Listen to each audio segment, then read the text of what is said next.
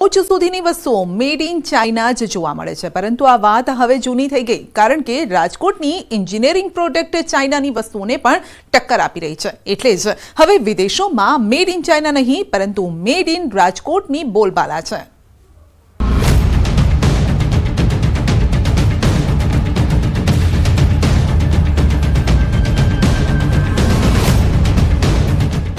વિશ્વમાં ગુંજ્યું રાજકોટનું નામ.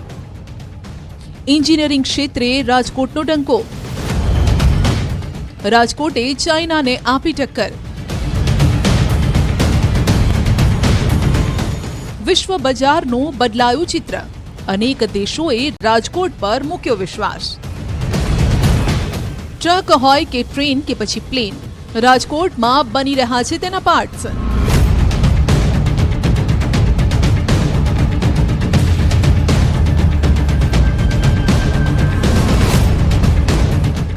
જ્યારે વાત આવે ઇન્ડસ્ટ્રીઝ પ્રોડક્ટની, તો પહેલી યાદ ચાઇનાની આવે. લોકો ઈચ્છે કે ના ઈચ્છે, તેમને ચાઇનાની જ પ્રોડક્ટ લેવી પડે છે, કેમ કે તેમની પાસે બીજો ઓપ્શન જ નથી. વિશ્વના અનેક દેશ પર આધાર રાખતા બાદમાં કોરોના આવ્યો, જેણે વૈશ્વિક બજારનું ચિત્ર બદલી નાખ્યું. જો કે આ આફતને અવસરમાં બદલ્યું છે રાજકોટે. આ મુશ્કેલ સમય બાદ પણ રાજકોટમાં એન્જિનિયરિંગ ઉદ્યોગ વધુ મજબૂત બન્યો છે. એન્જિનિયરિંગ ક્ષેત્રમાં છેલ્લા 4 વર્ષમાં ચાઇનીઝ પ્રોડક્ટનો ઓપ્શન હવે રાજકોટ બન્યું છે. એવું અમે નહીં, પરંતુ રાજકોટ શહેરના એન્જિનિયરિંગ એસોસિએશનના ખુદ પ્રમુખ પણ કહી રહ્યા છે. એન્જિનિયરિંગ ક્ષેત્રમાં આપણે હવે ચાઇના ઉપર ડિપેન્ડેબલ રહેવું 100% નથી પડતું. અમુક વસ્તુની જરૂરિયાત પડે જ છે. અને એની સામે આફ્ટર કોવિડ એક માઇન્ડસેટ એવું થયું કે ભારતે પોતાનું સ્ટેન્ડ બહુ સ્વચ્છ ઇમેજ રીતે અને ન્યુટ્રલ રીતે નિભાવ્યું છે.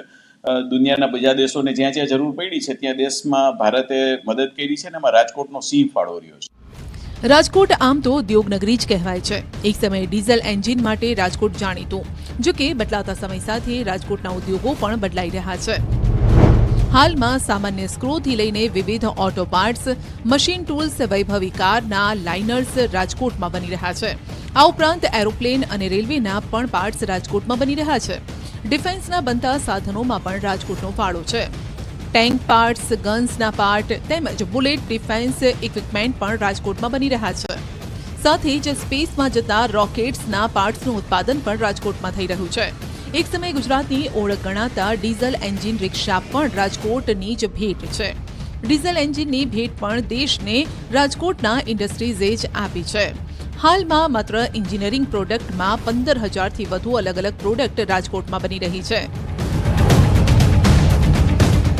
ચંદ્રયાનના પાર્ટ્સ બનાવવાના અથવા એના માટે ફિક્સર બનાવવાના હોય તો પણ રાજકોટ તૈયાર હોય છે.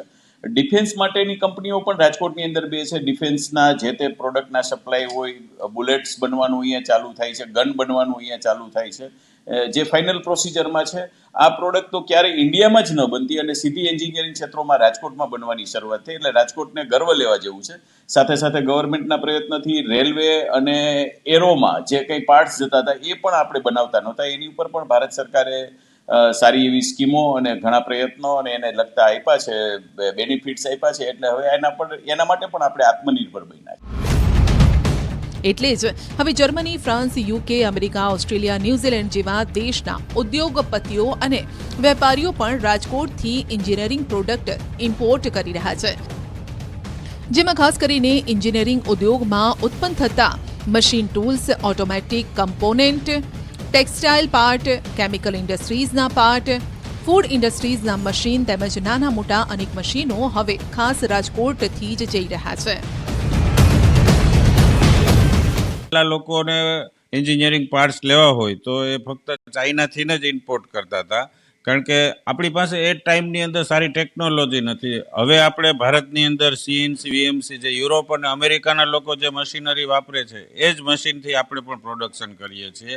અને એના ચાઇના અને બીજા કન્ટ્રીની કમ્પેરિઝનમાં ખૂબ જ વ્યાજબી ભાવે અને ઉત્તમ ક્વોલિટી બનાવીએ છીએ. રાજકોટ પંથકમાં 5-10 હજાર નહીં, પરંતુ લગભગ 1,34,539 જેટલા એમએસએમઈ ઉદ્યોગ કાર્યરત છે, જેમાંથી 1,29,551 જેટલા લઘુ ઉદ્યોગો છે. રાજકોટ શહેર અને શહેરની આસપાસના વિસ્તારોમાં 5 જેટલી જીઆઈડીસી છે, જેમાં Aji GIDC, Metoda GIDC, Sapar GIDC, Khirasara જીઆઈડીસીનો સમાવેશ થાય છે. રાજકોટ જિલ્લામાં લઘુ ઉદ્યોગોમાં સૌથી વધુ એન્જિનિયરિંગ ઉદ્યોગ આવેલો છે. ત્યારબાદ જેમ્સ એન્ડ જ્વેલરી ઉદ્યોગ, પ્લાસ્ટિક ગુડ્સ તથા કાપડ, ઓટોમોબાઈલ પાર્ટ્સ વગેરે વસ્તુઓ બનાવતા ઉદ્યોગોનો સમાવેશ થાય છે. રાજકોટ પંથકના આ ઉદ્યોગોમાં આશરે 7 લાખથી પણ વધુ લોકોને રોજગારી મળે છે. રાજકોટમાં સ્થાનિક લોકો ઉપરાંત બંગાળ, બિહાર, રાજસ્થાન, મધ્યપ્રદેશ અને મહારાષ્ટ્ર સહિતના રાજ્યમાંથી રોજગારી માટે રાજકોટમાં લોકો આવે છે અને કામ ધંધો મેળવી પોતાનો જીવન નિર્વાહ કરે છે. અને અમે પંપના પાર્ટ બનાવીએ છીએ. મોસ્ટલી ઇમ્પિલરનું મારું મેઇન કામ છે. પંપ ઇમ્પિલર, વોટર પંપના ઇમ્પિલર અમે બનાવીએ છીએ.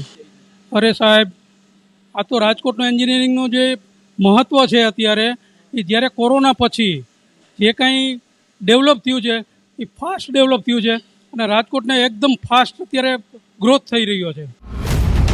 રાજકોટના ઉદ્યોગ ક્ષેત્રની સફર 7 દાયકા જૂની છે. એક દાવા મુજબ 1952ના એ સમયમાં ત્યારના ઔદ્યોગિક વસાહત ઉદ્યોગનગર રાજકોટમાં સ્થપાયું હતું. એ સમયે શહેરના ભક્તિનગર વિસ્તારમાં તે સ્થપાયું હતું. ત્યારબાદ સમયાંતરે ઉદ્યોગોનો વિકાસ થયો. 2005 અને 6માં રાજકોટમાં સ્મોલ કેપ ઇન્ડસ્ટ્રીના 32,461 યુનિટ હતા.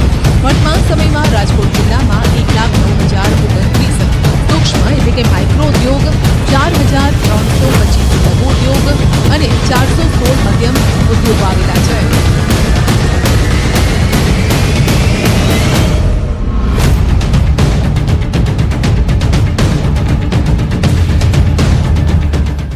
વર્ષ 1954માં રાજકોટના ઉદ્યોગોની શરૂ થયેલી યાત્રા વર્ષ 2024 સુધીમાં જે વિશ્વ ફલક પર પહોંચી ચૂકી છે.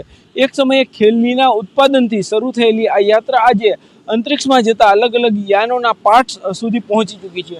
ખાસ કરીને વાત કરવામાં આવે તો એક સમયે રાજકોટ શહેરના ભક્તિનગર વિસ્તારમાં થી એક ઔદ્યોગિક વસાહતની શરૂઆત થઈ હતી, જે આજે રાજકોટની આસપાસના વિસ્તારોમાં આશરે 5 જેટલી જે જીઆઈડીસી છે ત્યાં બની ચૂકી છે. ખાસ કરીને જે રીતના વાત કરવામાં આવે તો માત્ર એક સમયે રાજકોટનું ડીઝલ એન્જિન જે છે એ ઓળખાતું હતું, પરંતુ આજની આ સમયની વાત કરવામાં આવે તો જે છે એ એરોપ્લેન હોય, રેલવે હોય કે પછી અવકાશમાં જતા કોઈ પણ યાન હોય, તેમના સ્પેર પાર્ટ છે તે રાજકોટના ઇન્ડસ્ટ્રીઝમાં બની રહ્યા છે. આ ઉદ્યોગ છે તે માત્ર વિદેશી હુંડિયામણ નહીં પરંતુ દેશને પણ એક ગૌરવ અપાવી રહ્યો છે. હાર્દિક જોશી, ન્યૂઝ 18 ગુજરાતી, રાજકોટ. રાજ્યમાં પાછોતરા વરસાદે ખેડૂતોની માઠી દશા બેસાડી છે. મેઘરાજાએ વિરામ જરૂર લીધો છે, પરંતુ તે વિરામ લેતા પહેલા જે ધમાકેદાર બેટિંગ કરી છે તેનાથી ખેડૂતોને માથે હાથ દઈને રડવાનો વારો આવ્યો છે.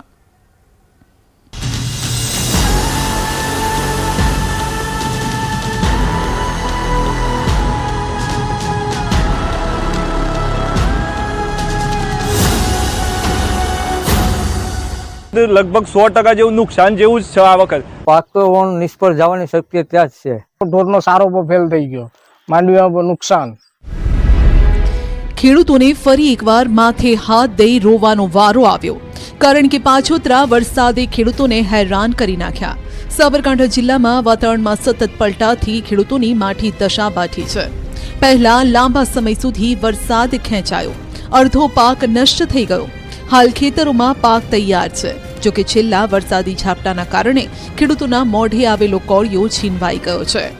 હવે બહાર કાઢીએ તો વરસાદ વિતાડે છે, અંદર રાખીએ તો અંદર ઉગી જાય છે. એના લીધે ખેડૂતને લગભગ 100% જેવું નુકસાન જેવું જ છે આ વખત. જો મફળી લઈને જઈએ, અમે કદાચ કાઢી નાખીએ લઈને જઈએ તો 800-900 રૂપિયા મફતના ભાવ મફળીઓ માગે છે. હવે અમારા ખેડૂતને તો જીવવું બહુ મુશ્કેલ થઈ ગયું છે. ખેડૂતોનો દાવો છે કે છેલ્લા વરસાદથી પાકમાં પાણી લાગી ગયું છે. પાણીના કારણે પાકમાં વિવિધ રોગ, ફૂગ અને જીવાત આવી ગઈ છે. જે ખેડૂતોએ 30 થી 35 મણ ઉત્પાદનની આશા રાખી હતી, તેની સામે 20 થી 25 મણ જ પાક ઉતરી રહ્યો છે. ખેડૂતોનું કહેવું છે કે આ વખતે ગુણવત્તાયુક્ત પાક ન થતા બજારમાં યોગ્ય ભાવ પણ નથી મળી રહ્યા. સાબરકાંઠા જિલ્લામાં આ વખતે 3 લાખથી વધુ હેક્ટર જમીનમાં વાવેતર કરાયું છે. મગફળી, ડાંગર, એરંડા, સોયાબીન સહિતના પાક અને શાકભાજીના પાક લીધા છે. ચોમાસુ પાકમાં મુખ્યત્વે ખેડૂતોએ મગફળી, એરંડા, સોયાબીન સહિતના પાકની પસંદગી કરી છે. જો કે પાક નુકસાનીના કારણે હાલ તો ખેડૂતોની દયનીય પરિસ્થિતિ છે, કારણ કે પવન અને વરસાદના કારણે પહેલા તો પાક બરબાદ થયો અને જે પાક વધ્યો તેમાં લણણીનો ખર્ચો માથે પડ્યો. મગફળી કાઢેલી લગભગ 50% માર તો કાઢી નાખી જમીન મગફળી. એ મગફળી ફેલ થઈ ગઈ છે. બજારમાં જવું તો કોઈનો ભાવ નથી ચાલતા, કોઈ એના હોમું નથી જોતા. ખેડૂતો મજૂરી કરવાવાળા માણસો બહુ હેરાન કરે છે, બહુ ભાવ લે છે, બહુ હેરાન છે ખેડૂત. જો આ વિષય પર જો સરકાર કંઈ પણ પ્રેમથી ખેડૂતોને મદદરૂપ થવા માંગતી હોય તો મદદ કરો તો સારી વાત. ખેડૂતોનો દાવો છે કે મગફળીના 1 વીઘા પાક પાછળ 30 થી 35 હજાર રૂપિયાનો ખર્ચ થાય છે. પહેલા મોંઘા ભાવનું બિયારણ વાવ્યું, ખાતર પાણી દવાઓ આપી પાકને મોટો કર્યો અને આ કામમાં મજૂરોને રૂપિયા ચૂકવ્યા.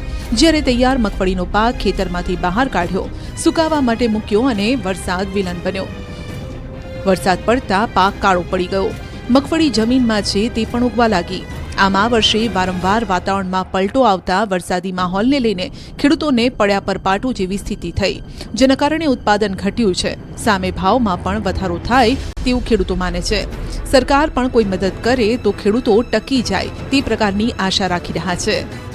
જે કેટલાક ખેડૂતોમાં જે મગફળીનો જે પાક હતો તે બહાર કાઢીને તૈયાર મૂક્યો હતો સુકાવા માટે, પરંતુ હાલ જે વરસાદ પડ્યો, વરસાદના કારણે જે મગફળી છે મગફળી કોવાઈ ગઈ છે, તો કેટલીક મગફળી અંદર પણ ઉગી ગઈ છે, જેના કારણે ખેડૂતોને મોટું નુકસાન થઈ શકે તેમ છે. આ ઉપરાંત જે ઘાસચારો છે, ઘાસચારો પણ પશુઓને ખાવા લાયક રહ્યો નથી. એટલે કે વારંવાર જે વરસાદ પડતો હોય છે, વરસાદ પડવાના કારણે જે પાછોતરા વરસાદના કારણે આ પ્રકારની પરિસ્થિતિનો સામનો ખેડૂતો કરી રહ્યા છે, જેના કારણે ખેડૂતોને મોટું નુકસાન થઈ શકે તેમ છે. ખાસ કરીને જે ખેડૂતો આ જે મગફળી છે, મગફળી માર્કેટમાં વેચવા જાય તો તેને યોગ્ય ભાવ ન મળે. તો આ ઉપરાંત જે ઘાસચારો પશુઓને ખાવા માટેનો બચતો હોય છે એ પણ હાલ તો કોવાઈ ગયો છે.